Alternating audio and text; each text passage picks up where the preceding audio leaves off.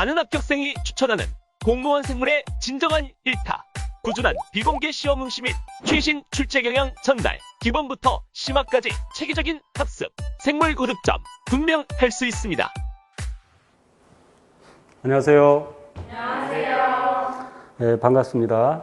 제가 늘 강의 시작할 때 하는 말이 똑같습니다. 여러분을 합격의 길로 안내할 최정환입니다. 저를 알게 된 여러분에게 행운이 되기를 간절히 기원합니다. 공무원 시험 공부가 쉽지 않습니다. 왜냐면 오히려 물론 이제 수능의 경우에는 어려운 문제는 너무 어렵고 굉장히 그런데 수능은 문제가 정형화되어 있습니다. 이를테면 17번 문제는 그 단원 그 유형이 그대로 똑같습니다. 또 3점짜리 이런 식으로.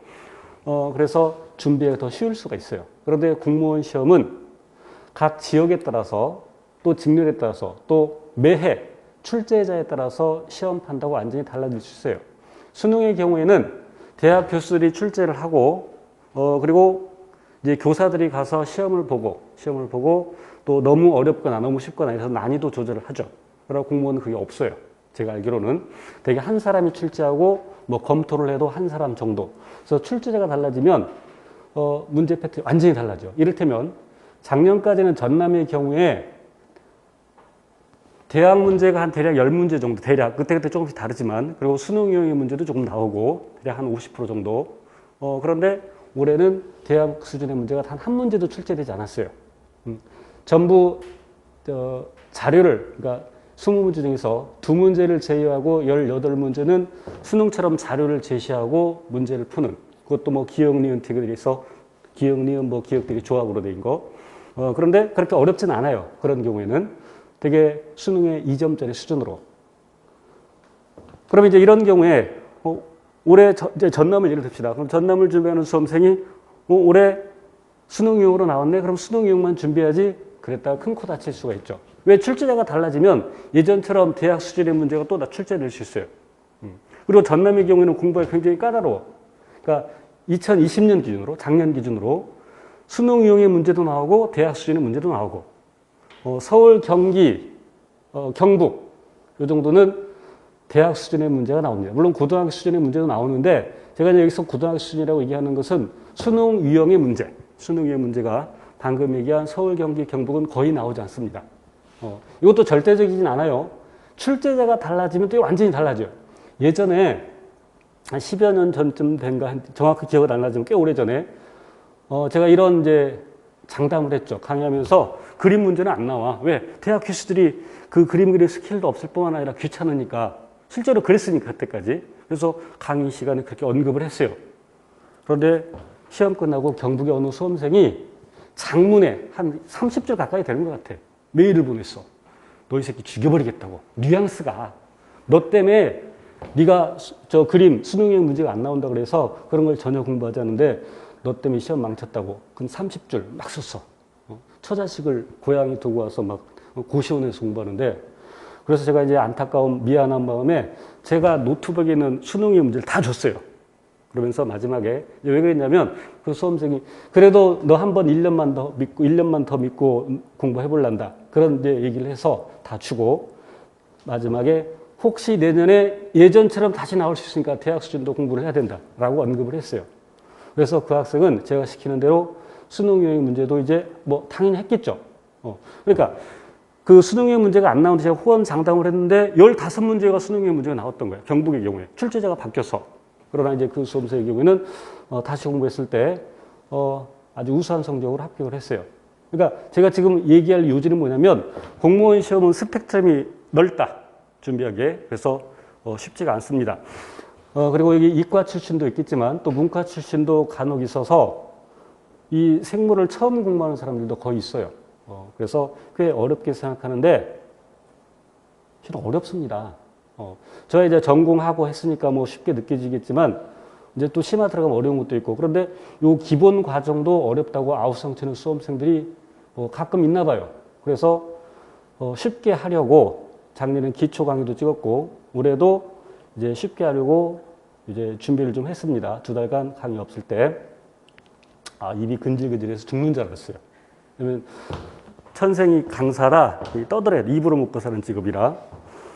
그래서 이제 이번에는 지난번과 다르게, 작년과 다르게 하이탑도 이렇게 요 스크린 보면서 우리 이제 교재에 있는 그림들을 필요한 것들 일부 띄워놓고 좀 편리하게 강의를 하려고 합니다.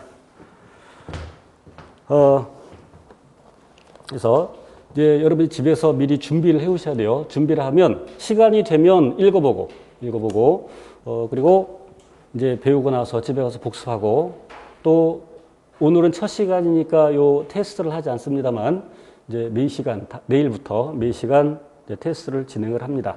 그래서 그 테스트는 수업 시간에 하면 요 시간을 깎아먹으니까 여러분이 미리 오셔서 받아서 한 15분 전에 오셔서 미리 여러분 스스로 테스트하고, 그리고 이제 수업 시작하면 그거 질문 받고 진도를 나가도록 하겠습니다. 그리고 요번 강의가 또 달라진 점은 요전에는 이제 3시간씩, 원래는 3시간씩인데 제가 부족하다 그래서 4시간을 주시오 그래서 4시간씩 해서 12주, 거기다가 또 플러스 한 1주 정도, 그리고 3개월 코스니까 꽤 좀 더딘 느낌이 들어요. 좀 길게 가는 느낌. 그래서 제가 2개월 코스로 합시다 해서 이제 8주 과정으로, 그리고 4시간씩, 그리고 대신 일주일에 2번, 그래서 시간을 좀 더 확보를 했고, 그래서 좀 더 이제 어려운 부분에서는 좀 더 천천히, 또 이 문제도 필요한 것들은 몇 개씩 풀어보면서 그렇게 진행을 하려고 합니다. 그래서 여러분이 집에서 수업 전에 해 오실 일은 우선 10쪽을 한번 봐보세요. 그 10쪽을 보시면, 그러니까 시간이 되시면 읽어오시고, 시간이 정 안 되면 어떤 내용이 있는지 제목이라도, 그러니까 큰 제목들, 이를테면 10쪽의 생물의 특성, 그래서 세포로 이루어져 있다, 그러니까 굵은 글씨들 읽어보고, 정 안 되면 그냥 제목이라도, 뭘 배우는지 정도라도, 그리고 이제 그림 위주로, 이거를 읽으면서 내가 이해해야지 이런 생각을 버리시고, 그냥, 이런 것들이 있구나. 그리고 이제 처음 예습할 때는 11쪽의 시야 확장, 이런 건 읽어보지 마세요. 처음 예습할 때는. 그리고 제가 이제 제 강의를 듣고 복습을 하시면서, 이를테면 17쪽 정리하기, 이런 것들은 제가 따로 설명하지 않습니다. 여러분이 수업 듣고 복습하고 집에서 공부해 오시고 스스로 가급적이면 답을 달지 마세요. 왜냐면 이게 예를 들어서 자격증 시험 같으면 그냥 문제 외우면 되죠. 문제하고 다 외우면 돼. 그런데 그렇게 하면 우리 시험에는 좀 비효율적이기 때문에 답을 적지 말고 틀린 문제에다가 표시를 하세요. 여러분이 편할 대로 동그라미를 하시건, 저는 X를 안 합니다. 기분 나쁘니까. 그래서 틀린 문제에다 동그라미를 하시고, 그래서 이제 이것이 반복되었을 때, 나중에 시간이 얼마 남지 않았을 때 틀린 문제, 내가 취약한 내용이 어떤 것인지를 금방 알 수 있겠죠. 시험이 서울을 기준으로 3과목인 경우에 이제 시험 날을 0일로 했을 때 마이너스 3일 때는 한 과목씩 4일이거든. 마이너스 4일부터 마이너스 3, 마이너스 2일 이렇게 한 과목씩 공부를 할 수 있어야 돼요. 그리고 시험 직전 날은 3과목을 모두 공부해야 돼. 그 짧은 시간에 이 많은 내용을 다 할 수가 없죠. 그럼 그렇게 하루에 한 과목을 다 할 수 있으려면 내가 취약한 부분이 무엇인지를 표시를 해줘야 돼요. 알고 있어야 돼요. 그래서 답을 적지 말고 문제다 틀린 것만 체크를 하세요. 자, 그리고 18쪽으로 가서 개념 기본 문제가 있는데, 이것도 역시 답 체크하지 마시고, 이제 문제를 풀 때 저 위에 빈 공간에다가 풀든지 아니면 아래 빈 공간에 풀든지, 아니면 뭐 노트 따로 준비해서 연습장 따로 준비해서 하시든지, 어쨌건 답 가급적이면 달지 말고 틀린 문제에다가만 표시를 해두시고, 됐죠? 그리고 우리 시험은 대개 요 정도 문제까지 보면 됩니다. 개념 기본 문제까지만. 이제 이 개념 기본 문제는 대개 수능 유형의 문제들이 들어있는데, 그것도 아주 쉬운, 3점짜리가 뭐 아예 출제 안 된다고는 볼 수 없지만 거의 출제되지 않습니다. 특히 유전 부분에서 가계도 이런 거는 시간이 굉장히 오래 걸려요. 물론 이제 가계도 문제 나와도 되게 쉽게 나옵니다. 3점짜리 수준은 되게 제가 풀더라도 때에 따라서 막 3분 이상, 4분, 5분 걸릴 때도 있어요. 그래서 가계도 문제 같은 거 유전과 관련해서는 3점짜리 수준의 어려운 문제가 출제되지 않습니다. 그래서 여기 개념 적용 문제는 굳이 할 필요는 없어요. 굳이. 뭐 내가 시간이 남고 나 이거 해야지. 그런 경우는 말리지 않지만 뭐 시간 효율성을 위해서 특히 수능 이용의 문제가 거의 출제되지 않은 서울, 경기, 경북 뭐 이 정도는 굳이 개념 적용 문제를 풀지 않아도 돼요. 그리고 물론 이제 가끔 제가 풀어드리는 것이 있으면 그것만 그냥 보시면 되고 또 이제 넘겨서 쭉 가면 32쪽에 심화 내용이 남아 있는데 제가 필요한 것을 설명을 드릴 거고 자, 필요치 않으면 여러분 한 번 정도만 가볍게 읽어보시면 되겠고요. 그리고 개념 적용 문제 뒤에 40쪽에 보시면 통합 실전 문제가 나와요. 이것도 역시 제가 다뤄준 것만 하고 제가 여기 강의에서 언급한 것만 하고 나머지는 굳이 하지 않아도 될 겁니다. 자, 사고력 확장 문제도 뭐 굳이 할 필요는 없어요. 자, 이렇게 공부를 하면 되겠습니다. 자, 그리고 제 카페에 네이버죠, 네이버 카페로 들어가서 제 이름을 치면 요즘 안 나오려나?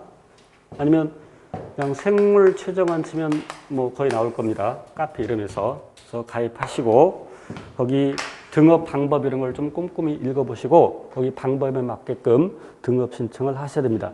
반드시 실명으로 붙이고 실명, 그러니까 닉네임 소위 닉네임이 실명이 아닌 경우에는 제가 답변을 해주지 않습니다. 등업 신청을 해도 우리 학원 직원이 등업해주지 않으니까 반드시 실명으로 하고 등업 신청하시고 그리고 질문할 때 각 섹션에 맞게끔 요 하이탑은 하이탑에 또 이제 심화 내용은 심화 내용에 맞게끔 문제풀이는 문제풀이 그 게시판이 따로따로 되어 있으니까 거기에 맞게끔 질문하시면 되겠습니다.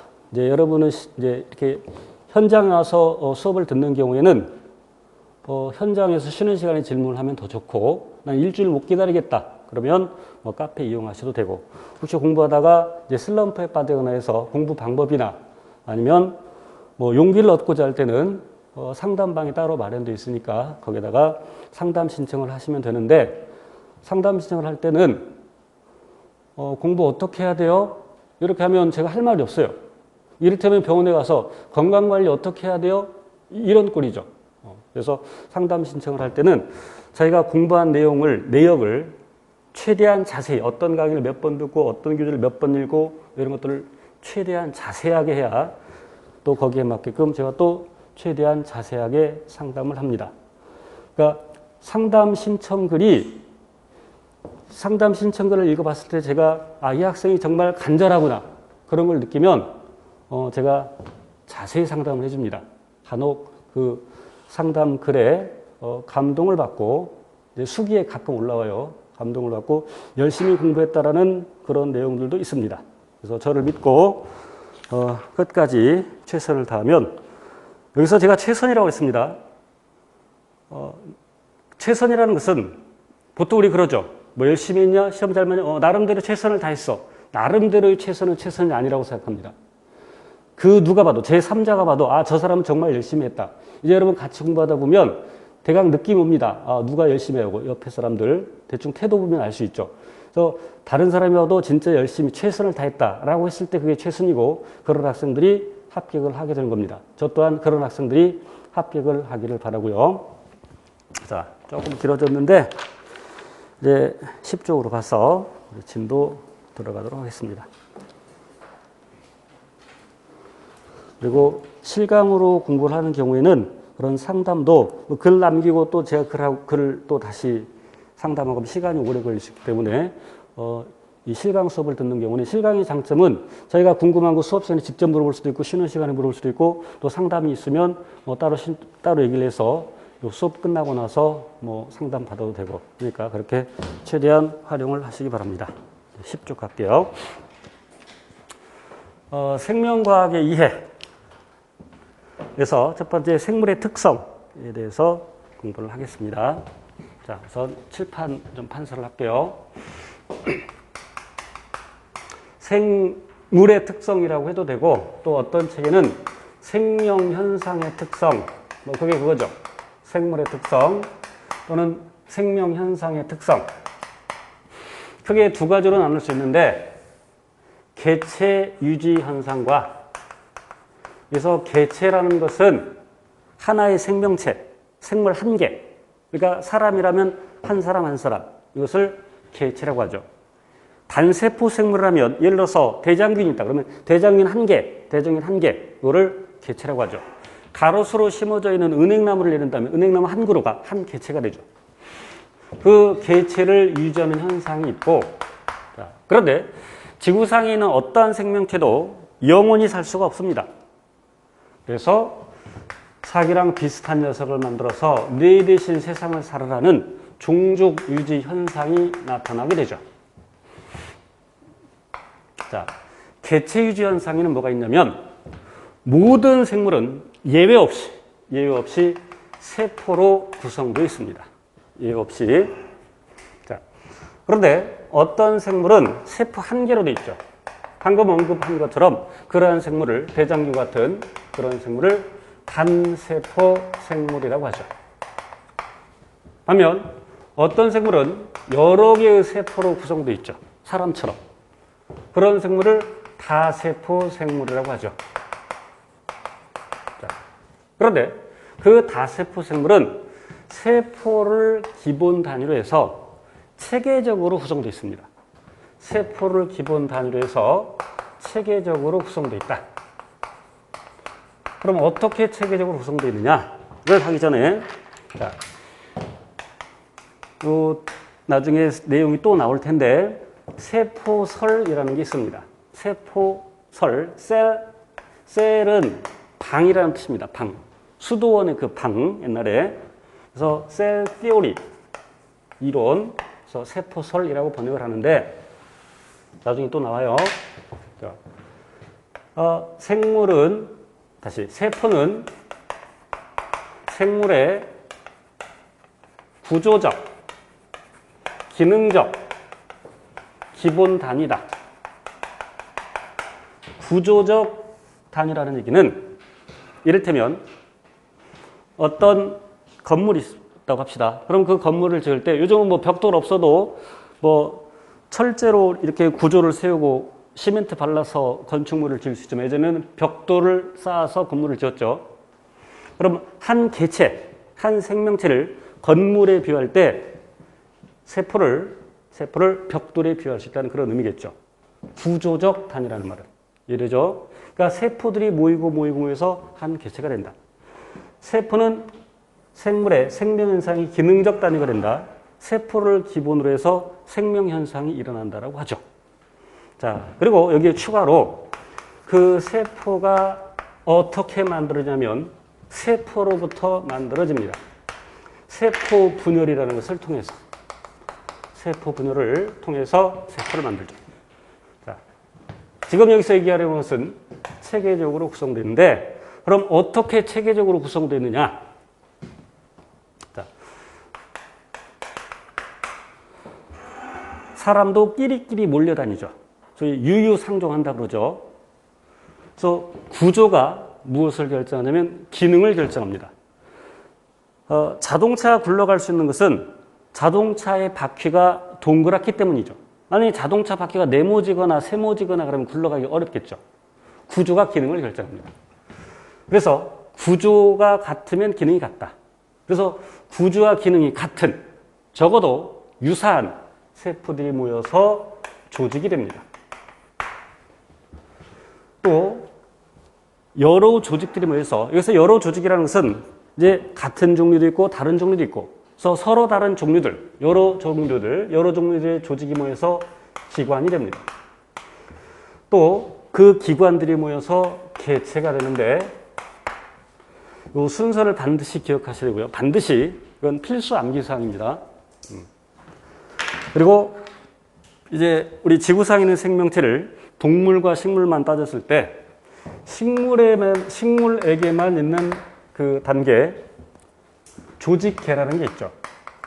물론 지금 얘기하는 것은 생명과학 2 부분에서도 언급을 합니다. 또 동물에만 있는 단계가 있는데 여기서 동물에만 있는 단계는 언급은 식물과 비교했을 때요. 기관계라는 게 있습니다. 자, 사람의 위는 소화기관입니다. 그럼 그 위를 구성하고 있는 것은 여러 조직인데, 여러 종류의 조직인데, 우선 상피 조직이 있고, 상피 조직. 상피 조직은 우리 몸 바깥쪽, 피부 바깥쪽을 덮고 있거나 또는 내장기관의 안쪽 벽을 덮고 있죠. 위의 안쪽 벽을 덮고 있죠. 상피 조직이. 그리고 결합 조직이 있는데, 물론 이런 내용들 나중에 자세히 배워요. 결합 조직의 대표적인 게 뭐냐면 혈액입니다. 위에도 혈액이 흘러가죠. 결합 조직이 있고요. 그리고 위에서 소화를 시킬 수 있는 것은 위에 근육이 있어서 수축 이완을 반복하기 때문이죠. 물론 소화할 수도 있고, 물론 여기서 이제 요 수축 이완, 그래서 근육 조직이 있고, 그리고 신경 조직도 있죠. 이와 같이 서로 다른 조직들이 모여서 하나의 기관을 형성하죠. 그러면 여기 상피 조직은 상피세포로 구성되어 있죠. 상피세포가 모여서 상피 조직이 되고, 아까 제가 뭐라고 했냐면 조심할 것은, 그럼 구조와 기능이 같은 세포들만 모여서 조직이 되느냐? 제가 적어도라고 했죠. 적어도 유사한. 그래서 이 결합 조직이 나중에 배울 텐데, 결합 조직에는 혈액도 있고, 뭐 인대도 있고, 힘줄 뭐 등등 있습니다. 그래서 적어도 유사한. 구조가 기능을 결정하는데, 구조와 기능이 같은 적어도 유사한 세포들이 모여서 조직이 되고, 서로 다른 조직들이 모여서 기관이 되고, 그럼 이제 동물의 경우에는 우리가 음식물을 섭취했을 때 음식물의 이동 경로를 보면 입, 이제 고딩 수준으로 언급을 할게요. 식도. 그리고 이제 대학 수준으로 가면 여기 인두 들어가죠. 인두. 제 강의를 어렵다고 하는 학생들이 더러 있는데, 제가 어려운 내용까지 설명을 해서 그런 것이지 제가 내용을 어렵게 설명한 건 아니죠. 저는 그렇게 생각하는데, 저도 스펙트럼이 굉장히 넓습니다. 제가 초등학교 4학년도 가르쳐봤고, 대학 강의도 해봤고, 일반 교양 강의도 해봤고, 또 초, 중, 고의 뭐 재수생의, 대학생의 이런 우리 공무원 스펙트럼이 굉장히 넓어요. 그래서 쉽게 한다고 하는데, 어쨌든 봅시다. 그래서 이제 고등이 수준으로 우리가 음식물을 섭취했을 때 이동 경로를 보면 입, 식도, 위, 소장, 대장, 항문, 이렇게 되죠. 이런 것들이 각각 뭐냐면 소위 소화기관이라는 것이죠. 여기에 간, 이자, 쓸개 이런 것들도 소화기관에 해당이 되죠. 그럼 이런 것들을 다 합해서, 그럼 이런 것들은 모두 소화라는 어떤 공통된 목적을 위해서 존재하고 기능을 하죠. 그래서 이런 것들을 싸그리 모아서 우리는 소화기관계, 줄여서 소화계라고 하죠. 그게 바로 기관계. 그렇죠? 그래서 소화계, 순환계, 호흡계, 배설계 등등 해서 11개의 계로 나누고 있죠. 구체적으로 다 외울 필요는 없어요. 자, 항문. 글씨를 크게 썼죠. 이유가 있어요. 우리가 일상생활에서는 배설 그러면 똥 싸고 오줌 싸는 것을 배설이라고 하지만 생명과학에서는 배설은 물질 대사, 이따 얘기했지만 우리 몸에서 어떤 반응을 할 때 그 결과 만들어진 노폐물, 그 노폐물을 밖으로 내보내는 것을 배설이라고 합니다. 노폐물을.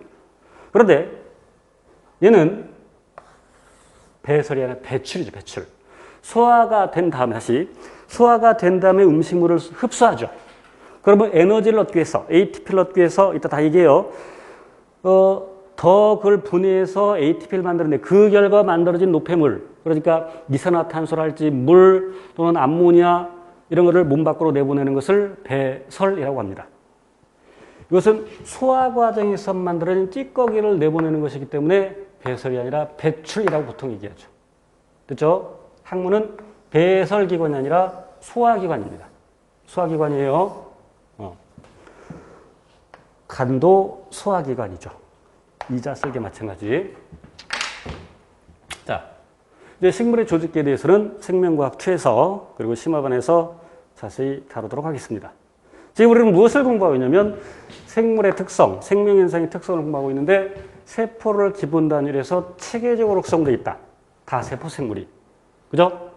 그럼 단세포 생물은 세포가 하나의 개체이기 때문에 세포보다 더 큰 범주는 있을까 없을까? 세포보다 더 큰 범주. 봐, 여기서 다세포 생물의 경우는 세포보다 더 큰 범주가 조직, 기관, 개체 등이 있죠. 그럼 단세포 생물은 세포보다 더 큰 세포가 한 개체이기 때문에 개체까지만 따진다면 그 세포가 곧 개체야. 그러니까 세포보다 더 큰 범주가 없는 거야. 그런데 나중에 이제 생태학 부분에 가서 배우면 더 큰 범주가 있죠. 자, 이따 나옵니다. 우선은 여기까지 하고요.